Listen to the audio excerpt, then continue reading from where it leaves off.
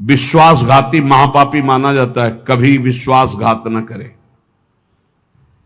कोई शरण में आ जाए या किसी को वचन दे दे या किसी को विश्वास दे दे फिर विश्वासघात करे, उसको नरक की प्राप्ति होती है। दूसरा, कृतज्ञ, तुम्हारे साथ उपकार किया, तुमने उपकार नहीं माना, उसका अमंगल किया, नरक की प्राप्ति होगी। तीसरा, आज से मैं ये करूंगा ऐसा व्रत लिया और व्रत तोड़ दिया बीच में, उसको नरक की प्राप्ति होगी। ये खिलवाड़ नहीं है कि मैं ये व्रत लूंगा, ये ऐसा करूंगा, मैं ऐसा धाम जाऊंगा, ये इतने लोगों को भोजन कराऊंगा। ये कई लोग ऐसे होते हैं जो बड़ी बड़ी बातें कह देते हैं, उनको पता नहीं कि ये खिलवाड़ नहीं है। ऐसा कर दूंगा, ऐसा कर दूंगा, ऐसा कर दूंगा, और किया कुछ नहीं, वो पहुंच गए नरक। व्रत का उल्लंघन करने वाले, प्रतिज्ञा का उल्लंघन करने वाले, नियम का उल्लंघन करने वाले नरक को प्राप्त होते हैं। मैं इतनी परिक्रमा करूंगा, मैं ऐसा करूं, कुछ भी नहीं। कोई नियम को ऐसे मत लो कि मैं ये करूंगा। हे प्रभु की इच्छा होगी, समय रहा, जीवन रहा तो हो जाएगा, नहीं रहा, आप सामय के मर गए तो। ये बात ध्यान रखिए, आगे चलकर मैं सन्यास लूंगा, विरक्त होकर वृंदावन वास करो, नरक जाओगे अगर नहीं विरक्त हुए तो। मैं इतना यहां मंदिर बनवा दूंगा, नहीं बनवाया नरक जाओगे। वचन संभाल के बोलो, आज से मैं कुछ दिन व्रत रहूंगा। बकवास करना बंद कर दे तो जीवन उन्नति में हो जाता है। शाम का भोजन नहीं करूंगा, एकांत भजन करूंगा, नहीं भोजन मत करना लेकिन सेवा करो, भजन करो। समझे नहीं आते, वाणी को ऐसे बिखेरते चले जाते हैं। व्रत का उल्लंघन करने वाला नारकी गति को प्राप्त होता है। संतों से द्वेष करने वाला, गुरु से द्वेष करने वाला, ये नरक को प्राप्त होते हैं। और ध्यान से सुनो, जो माता पिता को दंडित करता है, गाली देता है, अपमान करता है, उसे सीधे नरक की प्राप्ति होती है। बिल्कुल पक्का समझ लो। माता पिता भगवान का स्वरूप है। मातृदेवो भव, पितृदेवो भव। बिल्कुल बुद्धि खराब मत करो, कलयुग बुद्धि भ्रष्ट कर रहा है। माने मात पिता ने देवा, साधुन ते करवावे सेवा, जिनके ये आचरण भवानी ते निश्चर समझानो। राक्षस है, और ऐसे राक्षस अब पुत्र रूप में ज्यादा पैदा हो रहे हैं। एक देखा हूं कि माता को बाल पकड़ के घसीट रहा है, लात से पेट में प्रहार कर रहा है, पिता को थप्पड़ और सीधे छाती पे लात। वाह, इस पुत्र के जानते हो क्या गति होगी? सीधे रो नरक। फिर वहां जो दंड मिलता है, वहां मरना तो है नहीं प्यारे, ना बेहोश हो सकते हो ना मर सकते हो, होश में रहकर दंड भोगना है। नरक की ये खासियत है। 100 बार काटे जाओगे, 100 बार जिंदा रहोगे, उसे यातना देह कहते हैं। होश में ये मत मानना कि नरक वरक नहीं है। जैसे लोग कहते जा रहे हैं कौन नरक सरक, बोल लो। जब फंसते हो ना, बोले यही सब मिलता है, यही नहीं मिलता है। जब चोरी करोगे तो पहले घर से लेके थाने तक डंडा चलेगा, फिर थाने में स्पेशल पिटाई होगी, फिर कपड़े वपड़े संभाल के तुम्हारे हथकड़ी लगा के जज के सामने, फिर वहां तुम्हारी चोरी का न्याय होगा। ये ब्याज में मिला है। ये ब्याज में घर से लेकर पकड़ने तक और थाने तक जो पिटाई हुई, ये ब्याज है। मूल तो न्यायाधीश करेगा कि 20 साल की सजा या अमुक से इतना इतना दंड। ऐसे ही कर लो मनमानी पाप। यहां जो ठोकर और रोग है, ये तो ब्याज है, मूल तो नरक में भोगना पड़ेगा। जो माता पिता का त्याग कर देता है उसे नरक की प्राप्ति होती है। जो माता पिता को दंड देता है, जो माता पिता को गाली देता है, और जो अपनी पाणी ग्रहण की हुई स्त्री को, निर्दोष स्त्री को नाना प्रकार के दोषारोपण करके दंड देता रहता है, कलह मचाता रहता है, ऐसे पुरुष को नरक की प्राप्ति। और जो अपने सज्जन पति का त्याग कर पर पुरुष का अनुसरण करती, ऐसी स्त्री को नरक की प्राप्ति होती है। जो गुरुजनों को कठोर वचन बोलते हैं, जो गुरुजनों का आदेश का पालन नहीं करते, उनका पोषण नहीं करते, जो देवता ब्राह्मण और निर्बलों का धन का अपहरण कर लेते हैं, ऐसे मनुष्यों को नरक की प्राप्ति होती है। जो मदिरा पान करते हैं, सुन लीजिए, ये च मध्य रता पापा द्वित कर्म रतास तथा। हमारा शास्त्र कहता है भारतवासी हो, विदेशी नहीं हो तुम।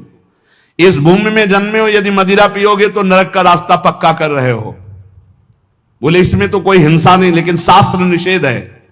ये च मध्य रता पापा द्वित कर्म रतास, तथा जो जुआ खेलते हैं मदिरा पीते हैं और जो साधु वेश रख के पाखंड करते हैं, इनको सीधे नरक की प्राप्ति होती है। यहां जो वर्णन हो रहा है वो बीच में विश्राम नहीं, सीधे नरक, बिना रोक टोक के। जो माता पिता को दंड देते हैं, जो निर्बलों का धन अपहरण करते हैं, जो देवताओं का धन अपहरण करते हैं, देव मंदिरों का, जो पापी मदिरा पीता है, जुआ खेलता है, जो पाखंड करता है साधु वेश में, इन सबको नरक की प्राप्ति होती है। ऐसा थोड़ी कि तुम साधु वेश रख लिए तो तुम चक्रवर्ती हो, जो चाहो सो कर सको, नहीं। देखो, अगर साधु वेश धरकर गलती हो जाए तो भगवान क्षमा करते, चूक, लेकिन पाखंड का मतलब जानबूझ के वही करते रहना, महापात की, अतिपात की, इन सबको, और जो दूसरे जीव जंतुओं को पका के खाते हैं, जो जीवों को पका के, ये भारत है, भारत धर्मात्माओं का देश है, महात्माओं का देश है, यति और सतियों का देश है। यहां एक कबूतर के लिए अपने शरीर को काट के तराजू पे रख दिया, ये वो राजाओं का देश है, वो प्रजा का देश है जो शरणागतों के लिए जीवन अर्पित कर दे। यहां जो जीव जंतुओं को पका के खाते हैं, भैया सुन लो, ये जो मांस मछली अंडा खाने वाले बोले और तो कुछ हम नहीं खाते, मछली खाते, तो मछली में जीव नहीं? बोले नहीं, पानी की तरोई है। हाँ हाँ, हमसे बोले एक तरोई जो होती है वो जमीन में छेलती है, ये पानी की तरोई है मछली। हाँ, पानी की तरोई है वो। बनोगे तुम भी पानी की तरोई, तैयार हो जाओ, फिर तुमको सीधे मिर्ची की तरह तल के कढ़ाई में जिंदा फिर खाएंगे। वो काल स्वरूप भगवान है। अर्जुन को दिखाया कि देखो भीष्म द्रोणाचार्य लौंग इलायची की तरह फंसे हमारी दाढ़ों में, होश में रहो, शास्त्र आज्ञा है। जो दूसरे जीव जंतुओं को मार के उबाल के, बोले हम तो नहीं ऐसे, पर खरीद के लाते हैं, वैसे ही भोग मिलेगा, दंड मिलेगा।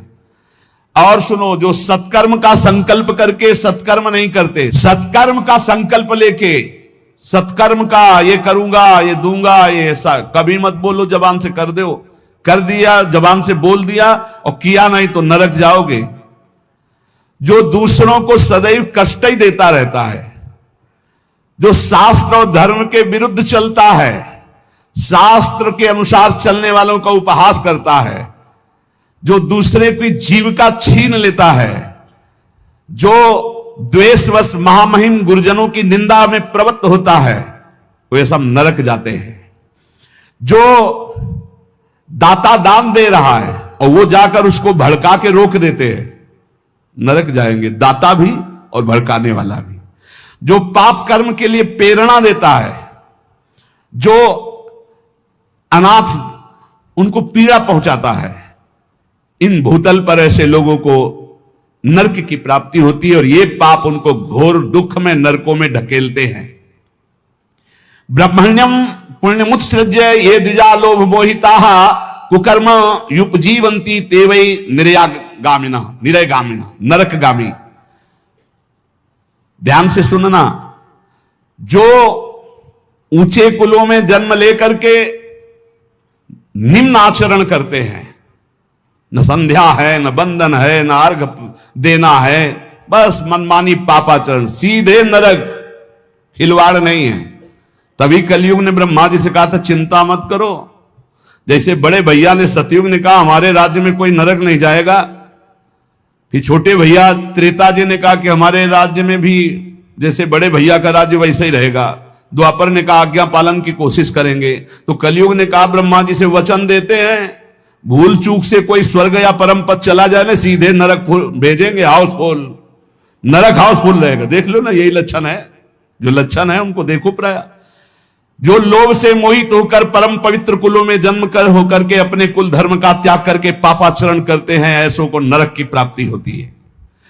जो भगवान को गालियां देते हैं, नास्तिक हैं, इनको नरक की प्राप्ति होती है। जो धर्म की मर्यादा को भंग करते हैं, उनको नरक की प्राप्ति होती है। जो कामी पुरुष दूसरे की स्त्रियों के साथ या कामी दूसरे पुरुषों के साथ, उनको नरक की प्राप्ति होती है। ध्यान दे दे, भारत है, धर्म विधान है। अब आप कह दो कि नहीं कानून नहीं, ये कानून, ये भागवतिक कानून है, भगवान का बनाया हुआ है, तुम्हें भोगना पड़ेगा। होश में सत्संग सुनाने के लिए ये बड़े बड़े शास्त्रों से, महर्षियों से इसीलिए चयन करते हैं कि तुम्हारे और हमारे होश ठीक रहे। ये भारत है, ये धर्म भूमि है, यहां मनमानी आचरण नहीं कि पतिवंचक परपति रति करई, गोस्वामी तुलसीदास जी, रौरव नरक कल्प सत परई, ऐसे पुरुष के लिए भी है। जो दंभ करता है, जो किसी को दान देने की बात कह के पलट जाता है, उसे नरक की प्राप्ति होती है। जो दूसरों की चुगली करता है, जो अभिमान में भर करके दैन्य पुरुषों को सताता है, ऐसे लोग होते हैं। जो झूठ बोलता है बात बात पे, उनको नरक की प्राप्ति होती है। जो अपनी बात कह के सीधे पलट जाता है, जो दूसरों का धन हड़प लेता है, जो दूसरों को निष्कलंक होने पर भी कलंक लगाता है, ऐसे लोगों को नरक की प्राप्ति होती है। जो पराये सुख और संपत्ति को देखकर जलते हैं, जो प्राणियों के प्राण लेने में बड़े सुख का अनुभव करते हैं, तलछा तलछा कर मारते हैं, बहुत निर्दयी लोग हैं, बहुत निर्दयी लोग। ये जलाते हैं पशुओं को, ऐसे पैर बांध दिए, ऊपर ऐसे सरिया डाल के उसमें पैरों में, और नीचे आग लगा दी, धीरे धीरे घंटों में तड़प। अब मुंह बंधा है, आवाज नहीं निकल, तड़प तड़प करो, मर रहे। और वो 4-10 बैठे हंसी मजाक करे, करो करो मजाक करो। यमदूत ऐसे ही बांधेंगे, बिल्कुल ऐसे ही। और वहां यहां एक दिन तुम ऐसा पाप करोगे, वहां सैकड़ों वर्ष उसका भोगना पड़ेगा। जैसे 15-20 मिनट पाप कर ले, कत्ल कर ले, व्यभिचार कर ले, पूरे जीवन जेल में रहना पड़ेगा, फांसी भी हो सकती है। ऐसे ही यहां एक पशु को तुमने जलाया, आनंद लिया, वहां हो सकता है कि एक कल्प तक तुमको जलाया जाए। जैसे यहां एक 15 मिनट का अपराध, आजीवन कारावास। होश में ये नहीं मानना कि ये नरक स्वर्ग सब व्यर्थ है। जो लोग पराई स्त्री को फुसला के फंसा के दुराचार करते हैं, मार देते हैं, जो लोग कुआं, बगीचा, पोखरा, पौशाला, इन स्थानों को अपवित्र करते हैं व्यभिचार के द्वारा, मलमूत्र त्याग के। मान लो पानी है, पानी में मलमूत्र करना, पानी में व्यभिचार करना, पानी, ऐसों को सीधे नरक मिलता है, सीधे नरक। पोखरे में, कुएं में, बगीचे में जो अपवित्र आचरण करते हैं, उनको नरक की प्राप्ति होती है। क्या आप जानते हैं कि कुछ आचरण हमें नरक की ओर ले जा सकते हैं? प्रेमानंद जी महाराज हमें चेतावनी देते हैं कि जिन चीजों का हम रोज सामना करते हैं, वे हमारे जीवन में गहराई से प्रभाव डाल सकती हैं। जब हम लालच, घृणा और अहंकार के जाल में फंसते हैं, तो हमारी आत्मा का पतन होता है। इन आचरणों से हम अपने भीतर के प्रकाश को खो देते हैं। ये सब बातें हमें असत्य की ओर ले जाती हैं और हमें आंतरिक शांति से दूर कर देती हैं। अब देखिए अगला सवाल। क्या आप अपने अंदर के अहंकार को पहचानने और उसके जड़ से नाश करने की खोज में हैं? इस वीडियो में प्रेमानंद जी महाराज हमें बताते हैं कि कैसे हम अपने अहंकार को पहचान सकते हैं और उसे समाप्त कर सकते हैं। अहंकार हमारे जीवन में कई समस्याएं उत्पन्न करता है और इसे समझना तथा समाप्त करना हमारे मानसिक और आध्यात्मिक विकास के लिए अत्यंत आवश्यक है। अगर आपको यह वीडियो पसंद आए तो इसे लाइक करें, शेयर करें और हमारे चैनल को सब्सक्राइब करना न भूलें, ताकि आप और भी प्रेरणादायक सामग्री प्राप्त कर सकें। जब हमें किसी दूसरे में दोष दिखाई देने लगे तो समझ लेना गुणाभिमान जागृत हो चुका है। जब हमको अपने गुणों में सुखानुभूति होने लगे, मेरा नियम इतना, मैं ऐसा कर रहा हूं, मैं ऐसा कर लूंगा, मैंने ऐसा ऐसा किया, ये अहम का लक्षण है। जब ये बात आए कि देखो गुरुदेव की कृपा, कैसी श्री जी की कृपा, कहाँ हम विषयी जीव और मुझे सतमार्ग मिला, मेरे से भजन बन रहा है, मेरे से अच्छे आचरण बन रहे हैं, ये केवल श्री जी की कृपा, गुरु जी की कृपा। बात वही है, अब इसमें अहम नहीं है। जहां किसी के आचरण देखकर अपने में श्रेष्ठता का भाव और उसके आचरणों में दोष दर्शन, छिद्रावेषण, मतलब कमी देखना, ये अभिमान का लक्षण है। इस अभिमान को जो पहचान ले उसे विवेक कहते हैं। विवेक जो सत्संग से, साधु समागम से, शास्त्र स्वाध्याय से प्रकट होता है, वही पहचान सकता है। विवेक, बुद्धि नहीं पहचान सकती, बुद्धि नहीं, बुद्धि तो सपोर्ट करती है। विवेक पहचानता है कि था ये अहम वृत्ति आई। अब उसके निवारण का उपाय है कि जब हम भगवद आश्रित नहीं थे, जब हम गुरु जी के आश्रित नहीं थे, तो हमारी दुर्दशा थी। तो ऐ अहम, इस समय तो स्फुरित होकर के जिस विषय को लेकर के गर्व कर रहा है, मद कर रहा है, ये तेरा व्यर्थ है। एकमात्र भगवान की कृपा ही हमें चला रही, हम किस बात का अहंकार करें। एकमात्र गुरु कृपा ही केवलम, वही हमें चला रही, हम किस बात का हम।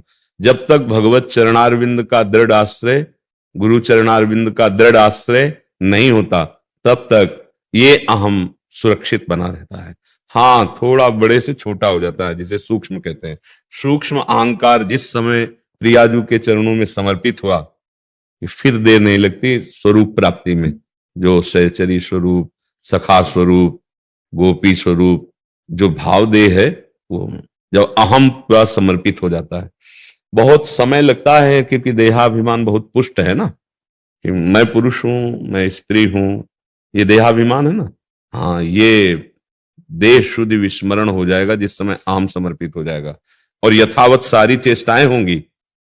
यही भगवान की सामर्थ्य है, वो हर समय अपने आराध्य देव में स्थित रहते हुए ग्रह कार्य वैसे ही करेगा जैसे एक संसारिक आदमी करता है। जैसे गोपी जनों को देखो चरित्र पढ़ के, लीपना, बुहारना, धान कूटना, रसोई मनिया करना, गौ दुहना, मक्खन आदि सब निकालना, पूरी क्रिया, पति की सेवा करना, पुत्रों की सेवा, यथावत चेष्टाएं हो रही, लेकिन स्थिति वहां नहीं है। स्थिति श्री कृष्ण में है, मुरारी पादार्पित चित्त, क्योंकि अहम समर्पित हो गया श्री कृष्ण में। अब उनकी सेवा, पूरा ज्ञान है। नखल गोपिका नंदनो भवा नखिल देहिना मंतरात्मदिक। प्रभु मैं आपको जानती हूं कि आप केवल नंद नंदन ही नहीं है, यशोदा नंदन ही नहीं है, आप समस्त शरीरधारियों की आत्मा है। अखिल देहिना मंतरात्मदिक, जो समस्त देहधारियों की आत्मा है, मैं आपको जानती हूं। अर्थात परब्रह्म भाव, आत्मस्वरूप की अनुभूति और परम प्रेम, इसीलिए तो गोपी जनों की सबसे ऊंची स्थिति बताई गई है। तो ऐसा नहीं है कि आम समर्पित हो जाने पर ग्रह कार्य कैसे होंगे, पूरे यथावत कार्य होते हैं, पर वो कार्य यंत्रवत होते हैं। जैसे यंत्री जैसे चलाना चाहता है। कठपुतली का नाच देखा है? बाहर से ऐसे पर्दा लगा था, जब हम बचपन में देखा था, और ऐसे एक मंच बना था और 5-6 उसमें कठपुतली उतारी गई और नचारा 5-6 आवाजें निकाल रहा है, लेकिन वो 5-6 नहीं है, एक ही व्यक्ति है। अंगुलियों में पीछे जब छोटे थे तो दौड़ के जाके देखा कि 5-6 लोग बोल रहे होंगे, वो अलग अलग आवाज निकाल रहा था और अंगुलियों के अलग अलग इशारे से वो अलग अलग नाच रही थी। बस कुछ ऐसा ही है, एक ही परमात्मा माया का पर्दा लगा के सबको नचा रहा है, अलग अलग आवाजें निकाल रहा है, अलग अलग लीलाएं करवा रहा है, कहीं सृजन लीला, कहीं पालन लीला, कहीं संहार लीला, ये लीलाएं तो चल रही, पर एक के तो ऐसे उसी लीला में ये शरीर सम्मिलित हो गया, अहम प्रभु में समर्पित। अब यंत्रारूढ़ानी, जैसे यंत्र में आरूढ़ हुआ, जैसा यंत्री चाहता है वैसे ही, ऐसे ही हमारा जीवन फिर भगवान के द्वारा चलाया जाता है। बड़े बड़े जो महापुरुष हैं, चाहे गृहस्थी में चाहे विरक्ति में, अब उनका मन तो प्रभु में लगा है, तो फिर मन प्रभु में लगा है तो गृह कार्य कैसे होते हैं? बोले यही सामर्थ्य प्रभु की है। प्रभु में लगा हुआ मन संपूर्ण सम्यक रूप से वैसे ही गृह कार्य, ऐसा नहीं कि चीनी की जगह नमक डाल देगा, नमक की जगह चीनी, ऐसा नहीं है।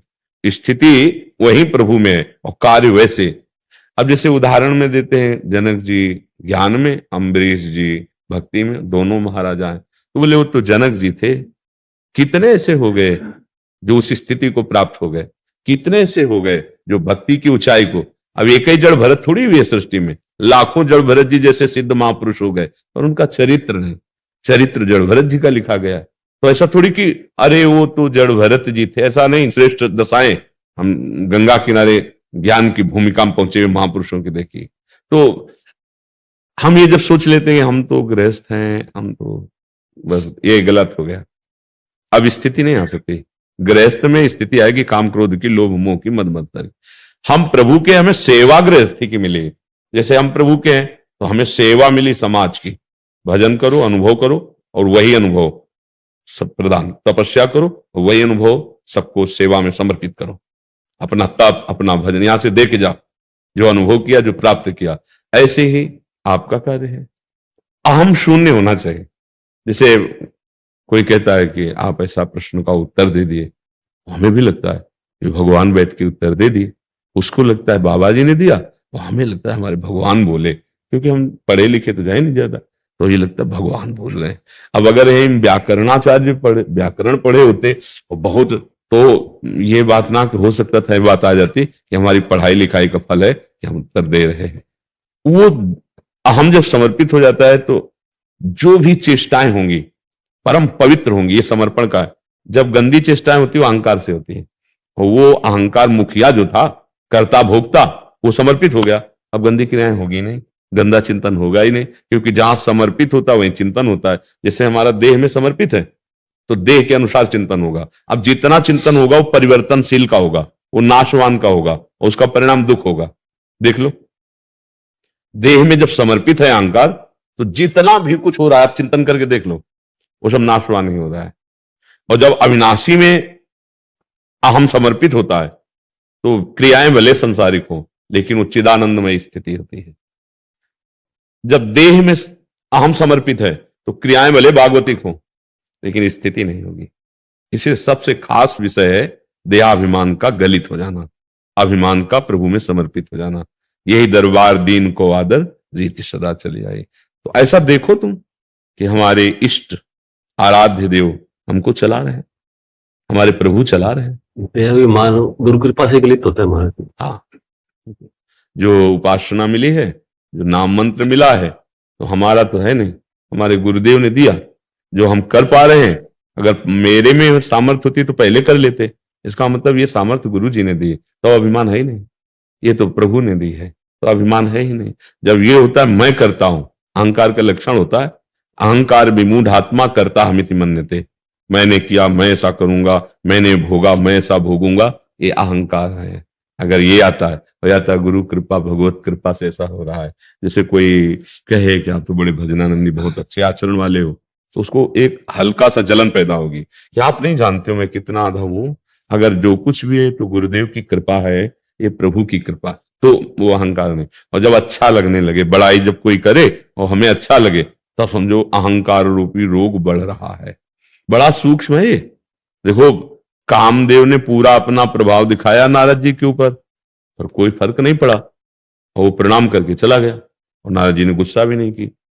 अब ये इतनी अंदर अहंकार की वृत्ति पुष्ट हुई इससे, काम विजय से, भगवान शंकर के पास जाके कहा कि प्रभु हमने तो काम पर विजय प्राप्त कर ली। तो उन्होंने कहा ये बात तो ठीक है। वो बोले प्रभु क्रोध भी नहीं किया। ऐसा क्यों बता रहे कि आप काम विजयी तो हो, लेकिन आपने काम को भस्म कर दिया था, क्रोध कर दिया था। तो भगवान शंकर ने कहा देखो ये किसी से कहना मत, ये जो आप हमसे कहे चल गया, कोई बात नहीं, आप किसी से मत कहना, नहीं तो हानि हो जाएगी आपकी। नारद जी के अंदर जो अहम स्फुरित हुआ, उसको उल्टा समझ में आने लगा। अहम को उल्टा समझ में आया कि हमारी बड़ाई ये सह नहीं पा रहे, इसीलिए ऐसा कह रहे हैं। प्रणाम, और जो ही चले सो बोले सुनो, हरि से तो कभी कहना ही नहीं, हरि से मत कह देना जाके। नारद जी सीधे हरि के पास ही गए, और सबसे पहली बात यही रखी, कहा भगवान हमने काम पर विजय प्राप्त कर ली। तो भगवान भी बड़े लीला बिहारी, उनका आप काम पर विजय प्राप्त कर लो, ये कौन सी बड़ी बात है, आपका जो स्मरण कर ले वो काम विजयी हो जाएगा। बहुत अच्छा लगा। पहले जो है दवा दी जाती रोग बढ़ाने की, फिर जड़ से मिटाने की होती है। मानो भगवान ने वचन रूपी और अच्छा प्रभु आगे नगर रच गया, और ब्याह का पूरा चैत्र बता ले, हाहाकार मच गया। अहंकार ने इतना हाहाकार मचा दिया कि भगवान को शाप दे दिया, आराध्य देव को शाप दे दिया। जाओ, जैसे मैं स्त्री वियोग में तड़प रहा हूं, ऐसे तुम स्त्री वियोग में तड़पोगे। जो मुझे बंदर की आकृति दी वही तुम्हारी सहायता करेगा। तब हरि माया दूर निवारी, ता न रमा न राजकुमार। ये क्या भगवान की त्राहिमाम अपराध बन गया। तो अहंकार इतना सूक्ष्म होता है।